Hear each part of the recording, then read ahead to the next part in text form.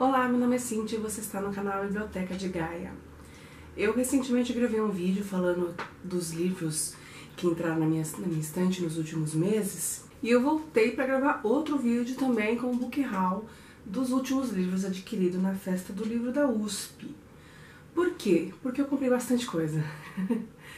Então eu quero já mostrar para vocês, para poder guardar esses livros nos seus devidos lugares. Eu quero ver se eu começo o ano com a estante mais organizada, porque eu sou muito bagunceira e livros novos sempre ficam espalhados pelo escritório, até pela casa, até eu conseguir encaixar eles na estante, enfim, enfiar eles num buraquinho que eu encontre aqui para guardá-los. E enquanto eu não gravo o vídeo de book haul, eles ficam acumulados num cantinho, às vezes também espalhados. Então eu resolvi gravar já esse book haul da Festa do Livro da USP de 2018 para poder já guardar esses livros, tá certo? Então no final de dezembro não vai ter um book haul, muito provavelmente, nem no começo de janeiro, porque eu não pretendo adquirir mais nada, né? Até a Festa do Livro de 2019 da USP, porque os preços são realmente muito bons. E assim, para quem quer adquirir livros, é o local perfeito, porque você consegue um desconto incrível. No geral, dos livros que eu queria adquirir, 10% deles não estava assim com um preço muito bom, que valesse a pena comprar lá. Mas os outros 90% com certeza estavam com preço assim imbatível. Então eu vou tentar me concentrar, não comprar livros durante o ano, nem a Bienal, para poder focar e aproveitar as promoções que tem na Festa do Livro da USP, tá? Mas eu não vou prometer nada, como eu falei. Eu vou começar mostrando logo os livros, porque tem muita coisa. Antes da Festa do Livro da USP, eu passei numa livraria Cultura e eu não aguentei, comprei um livro que faz parte de uma coleção que eu tô fazendo e tava com promoção, então eu aproveitei para comprar, que é o segundo livro em inglês dessa edição comemorativa do Harry Potter, de 20 anos, que é da Câmara Secreta, Harry Potter and the Charms of Secrets. Então eu acabei comprando da Sonserina porque me apaixonei por essa edição. E o primeiro eu tenho da Grifinória, volume 1, né, Pedra Filosofal. Esse aqui é da Sonserina. Eu pretendo fazer intercalando assim as casas, porque as escolas, porque eu não quero de uma específica, né, mas tá aqui. No último book haul também eu falei pra vocês que a Aline viria também pra ir na Festa do Livro da USP comigo, e ela ia trazer uns livrinhos, né? Um deles é um livro que ela não quer mais ler, e ela trouxe pra mim, porque eu tenho interesse, que é o Clube do Livro do Fim da Rua, do Fim da Vida, mentira, Clube do Livro do Fim da Vida, do Will Schwalbe, não sei, dá uma olhadinha aqui, ó. Primeiro que eu não tô entendendo a letra direito, depois o sobrenome dele também não é fácil, né? Então tá aqui, esse é um livro que eu quero ler. Um livro que a Aline comprou pra mim, que eu queria muito, é A Gruta de Calypso, do Celso Gomes. Esse livro conta um pouquinho de como o Brasil foi afetado na questão do nazismo. Pra vocês entenderem melhor, eu vou ler aqui a orelha do livro, que explica bem, tá? Em agosto de 1939, o navio Windhoek da Marinha Mercante Alemã partiu do porto de Hamburgo para a África do Sul, levando centenas de passageiros que buscavam fugir da guerra iminente. Na volta da África, o capitão foi informado que a Inglaterra havia declarado guerra à Alemanha.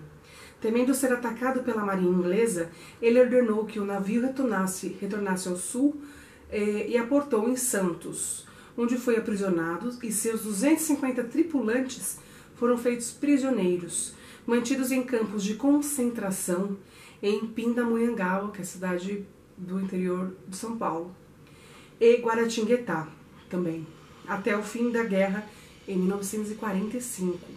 No caminho para o Brasil, 4 tripulantes fugiram no meio do Atlântico em um Scaler. O romance A Gruta de Calypso parte desses fatos históricos para ficcionar a história de um dos fugitivos, ambientando a saga do oficial médico judeu Jardel Greenspan em Arraial do Cabo, no Rio de Janeiro, durante a Segunda Guerra Mundial. Então eu achei muito interessante a temática. Eu não tinha ideia que houvesse um campo de concentração, um mini campo de concentração no Brasil durante a Segunda Guerra Mundial, e muito menos que ficava em Pindamonhangaba e Guaratinguetá. Então, fiquei curiosa. E esse livro aqui eu conheci por uma indicação da Drica. A Drica tem um blog literário, eu vou deixar aqui embaixo o endereço do blog literário da Drica. Ela que comentou no nosso grupo de leitura que havia esse livro e tal, eu fiquei super curiosa. E é de uma editora independente, da Macabea. E a Aline achou na Livraria da Travessa, no Rio, e comentou comigo que tinha esse livro lá e tal, e enfim, ela comprou pra mim. Obrigada, Aline, por ter trazido o livro, obrigada por ter comprado o livro pra mim. E obrigada pela dica, Drica. Assim que puder eu vou ler, que eu estou muito curiosa. Agora sim, vamos aos livros da Feira do Livro da USP. Eu fui 2 dias na Festa do Livro e eu acabei comprando mais livros no primeiro dia e algumas promoções que eu aproveitei para comprar no segundo dia, porque depois eu sabia que ia me arrepender se não comprasse. Então só por isso eu e a Aline voltamos no segundo dia. Um dos livros é o Lolita, do Vladimir Nabokov. Esse livro eu já li, inclusive eu estou devendo resenha para vocês aqui no canal. Vai sair esse mês de dezembro ainda, eu prometo. Mas é uma resenha que dá bastante trabalho de ser produzida, porque é um livro bem delicado. Então aguarde que vai sair, tá? Mas eu queria a edição física, porque eu ouvi em audiobook o livro. Inclusive eu vou deixar aqui embaixo o link pro audiobook, se você tiver interesse. É um link aqui do YouTube mesmo, tá? Mas eu queria muito a edição física, porque eu quero ter esse livro na minha estante. Então eu aproveitei para comprá-lo, paguei R$30. Também encontrei lá do Nabokov O Olho, que é esse livro aqui, que é um lançamento um pouco mais recente do autor no Brasil. Os livros dele estão começando a chegar aqui no Brasil agora. Ele tem muito romance escrito, tem muito romance escrito em russo, que não chegou no Brasil, pelo autor, e muito também escrito em inglês. Inclusive o Lolita foi um dos que foi escrito em inglês primeiro, mas tá aqui, O Olho. Esse O Olho, ele é um livro fininho, mas que eu achei a sinopse interessante. Eu vou até ler pra vocês aqui a sinopse que tem aqui atrás, tá? Smurov é um jovem imigrante russo tentando sobreviver na Berlim dos anos 1920. Sem dinheiro, solitário, procura equilibrar as parcas finanças como tutor de 2 meninos de uma família também russa, que ainda não tivera tempo de empobrecer e subsistia na fantasmagoria de seus antigos hábitos de São Petersburgo. Ao envolver-se com Matilda, uma mulher casada, ele se verá um caminho sem saída. Humilhado pelo marido dela, não lhe resta solução a não ser o suicídio. É então que sua vida, narrada de forma absolutamente original, tomará um rumo inesperado. Quarto romance de Nabokov, O Olho é uma incomum história detetivesca em que o leitor segue os passos do narrador à procura de uma verdade oculta em seus próprios atos. É, nas palavras do autor, uma investigação que leva o protagonista ao inferno de espelhos e termina com a fusão de imagens gêmeas. Bom, eu achei a sinopse bem interessante, aproveitei, paguei R$17 nesse livrinho, super barato, né? Outro livro que eu comprei foi o 2666, do Roberto Bolanhos. Esse livro é um senhor calhamaço, né? E assim, eu vou ler a sinopse pra vocês. Apesar de que, acho que muita gente já conhece os livros do Bolanhos, eu nunca li nada do autor. Esse livro, quem eu vi falando dele foi a Tati Feltrin, porém, ela, se eu não me engano, ela não leu esse livro. Se eu estiver errado, eu vou deixar o link aqui embaixo, tá? Se ela tiver lido e feito resenha, eu deixo aqui. Mas ela não leu esse livro ainda, mas ela comentou desse livro e eu fiquei curiosa, então eu resolvi comprar. Aproveitei que encontrei ele lá, né? Então aqui diz assim: lançado no ano seguinte à morte do autor, 2666, foi considerado pela crítica a obra máxima do chileno Roberto Bolanho. O caudaloso romance, planejado originalmente para sair em 5 volumes, é de fato, ao mesmo tempo, resumo e expoente maior dos temas centrais do escritor, literatura e violência.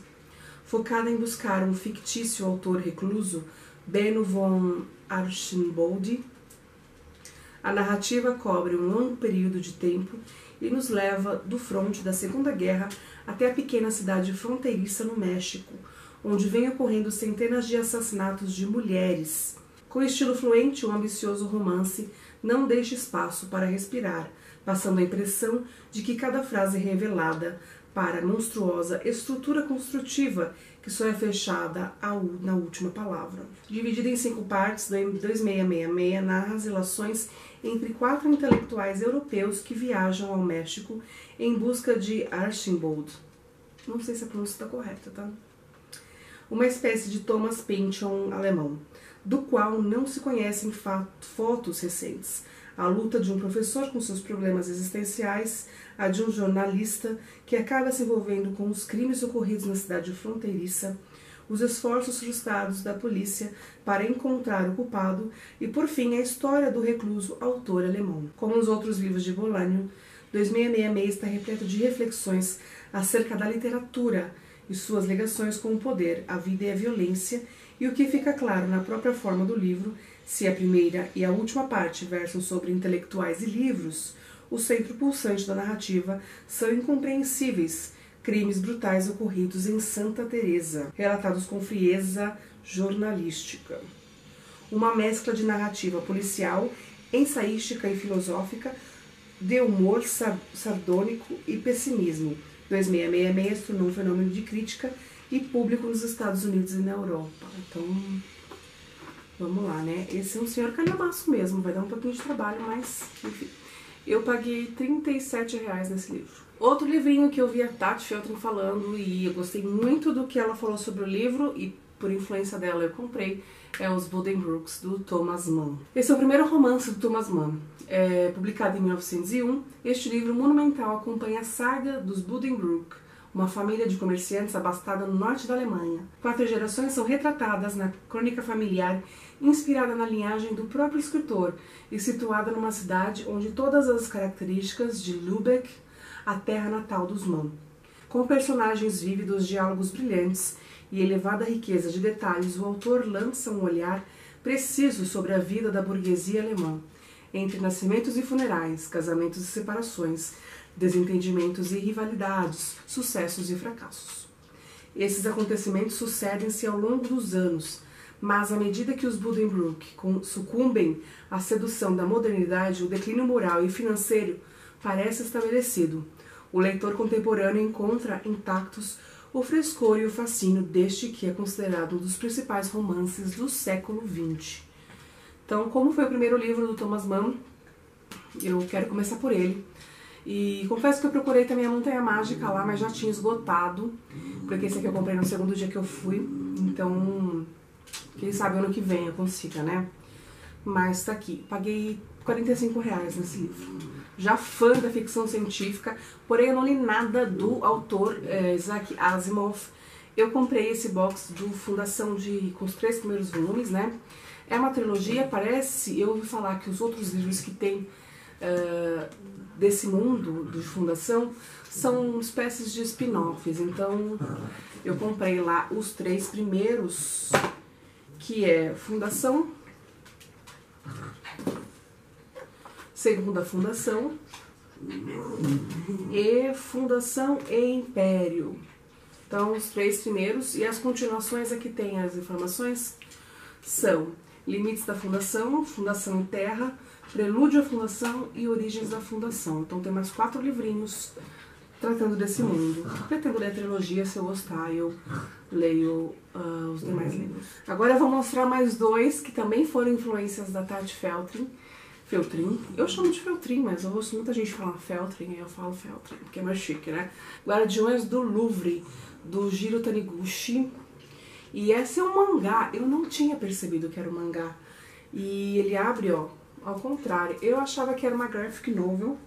Inclusive tem aqui, ó, um marcador gigante de páginas, né? Também compatível com o tamanho do livro. Porque se lê de trás pra frente.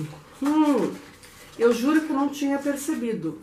E esse aqui eu comprei no stand da Pipoca e Nanquim, que tava lá presente no evento e enfim.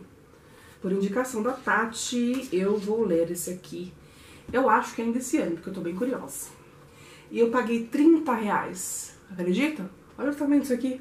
R$30. Voltando pro stand da Aleph, eu comprei também o Perfura Neve, também indicação da Tati, do Lobby Rochette Legrand. Eu não sei a pronúncia. Eu sei que ele é francês, mas eu não sei a pronúncia, eu confesso. E olha que ela é bem grandona e eu achei que tem uns traços bacanas, assim, um pouco anos 60, 70, mais ou menos, das HQs, mas eu gostei bastante. E eu vi ela falando sobre o livro, essa HQ, essa graphic novel, e fiquei muito interessada, curiosa com a história, e comprei, paguei R$30 também. Gente, isso aqui foi muito barato. No stand que eu mais sofri foi o da editora 34. Eu consegui comprar antes que esgotasse essa edição, que em 2 volumes, dos Irmãos Karamazov, do Dostoiévski. Eu li Crime e Castigo, gostei muito, e acredito que eu vá gostar também dos Irmãos Karamazov, por isso que eu comprei esse aqui. Também tentei comprar o Crime e Castigo, mas eu achei que estava um pouquinho salgado o preço, e então eu trouxe só os Irmãos Karamazov, em 2 volumes. Nesse aqui eu paguei R$54,50. Ainda no stand da editora 34 eu comprei essa edição do Paraíso Perdido do Milton, John Milton.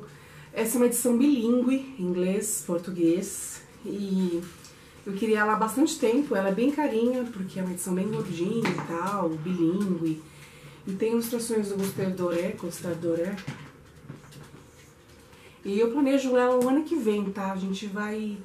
Eu e a Aline combinamos de ler o ano que vem. Eu comprei essa edição da editora 34 e ela comprou da Martins Fontes, se não me engano, que é aquela edição da capa vermelha, linda também. Então, nós pretendemos ler o ano que vem. Nesse aqui eu acho que eu paguei R$55,90. Ou alguma coisa assim, não foi cara também. No stand da editora Dublinense eu comprei 2 livrinhos. Esse aqui que tem um nome bem difícil de falar, tá? É o Toxicologista Excelência, do Gonçalo M. Tavares. E eu vou ler aqui um pedaço da sinopse pra vocês entenderem o porquê que eu gostei desse livro, eu quis comprar. Atenção, o mundo vive uma epidemia sem precedentes, o torcicolo. Parece ser para isso que Gonçalo M. Tavares nos alerta já em outros livros e textos seus. Se o título por si só já é uma torção na língua e na semântica, obrigando-nos a exercícios quiropráticos nas cordas vocais e nas ideias para dizer e pensar, torcicologista, o que se segue nas páginas vai muito mais longe.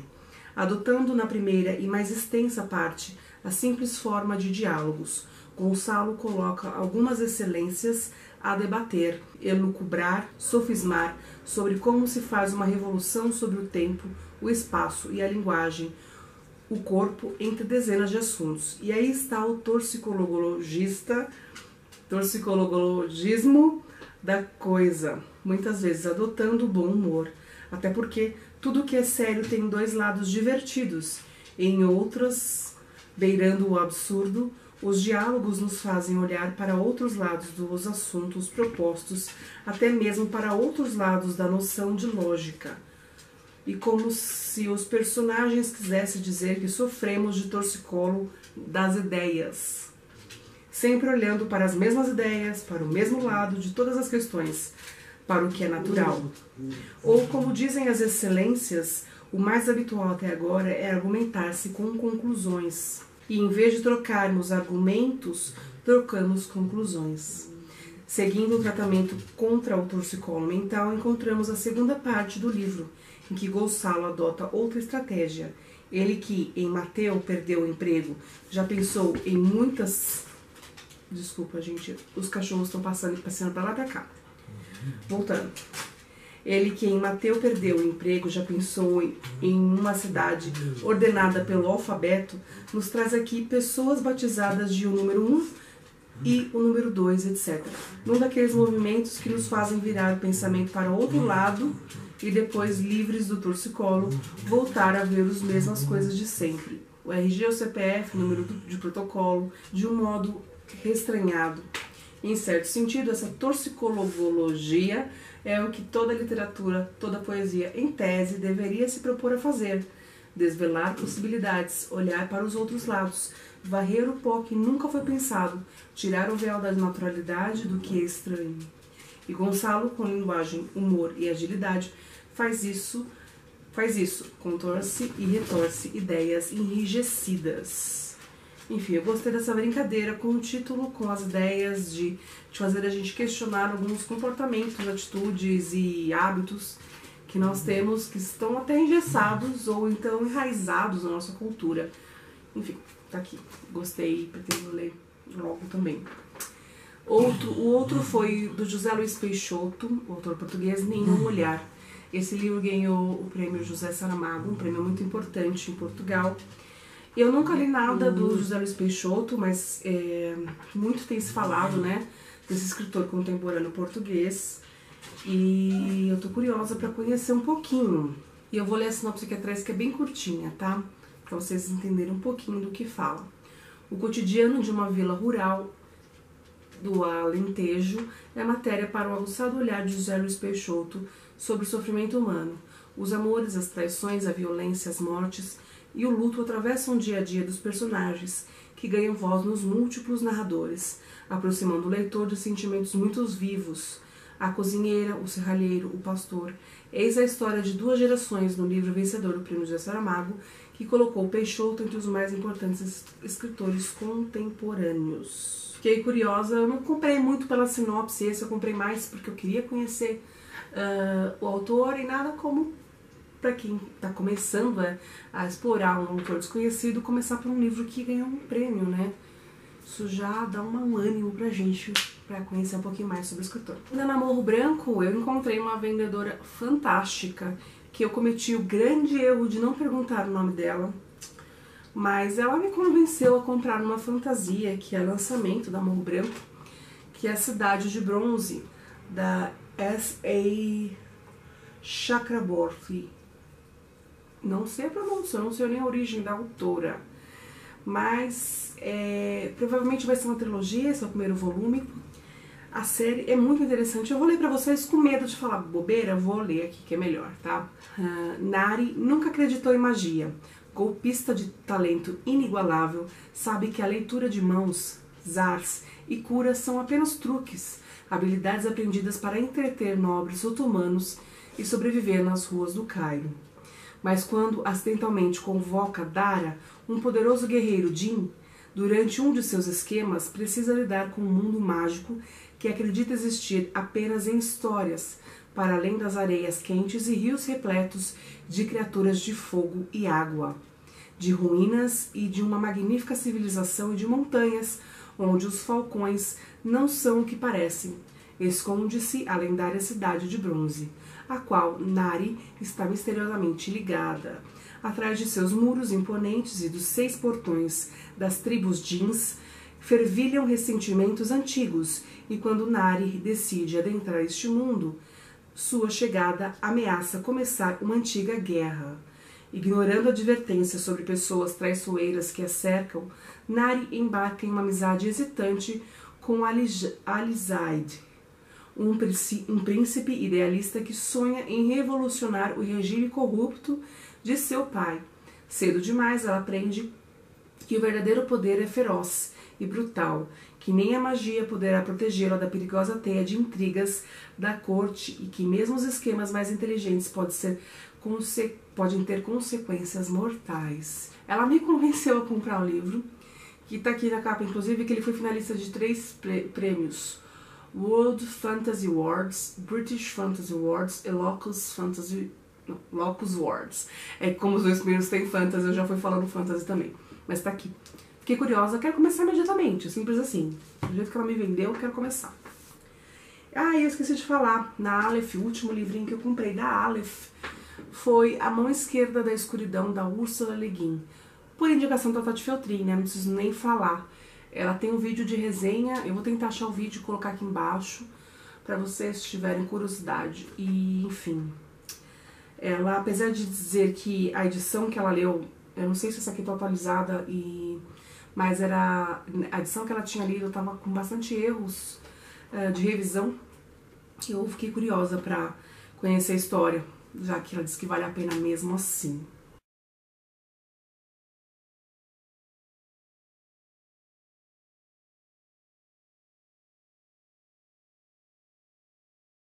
No total foram 15 livros, assim, eu contei os box como um livro só. Foram 15 livros, assim, que valeram muito a pena. E aquela vontade básica, né, que a gente tem de começar imediatamente. Mas, enfim, tem uma ordem aí, uma organização a ser feita. Até mesmo porque eu já tô com 10 livros em andamento, então bora esperar mais um pouquinho e organizar essas leituras direito aí pra não me embaranar mais do que eu já tô embaranada. Tá certo? Sendo assim, eu acho que eu não volto em dezembro com um book haul, que eu não pretendo adquirir nada, a não sei que eu ganhe alguma coisa. Mas a gente conversa então em janeiro, provavelmente, no final de janeiro, fevereiro, sobre novas aquisições, se houverem, né? Não vou dizer que não vai ter, apesar de ser esse o objetivo, porque chega de promessas que a gente não sabe se pode cumprir, não é mesmo? Então é isso, espero ver vocês aqui no próximo vídeo no canal Biblioteca de Gaia.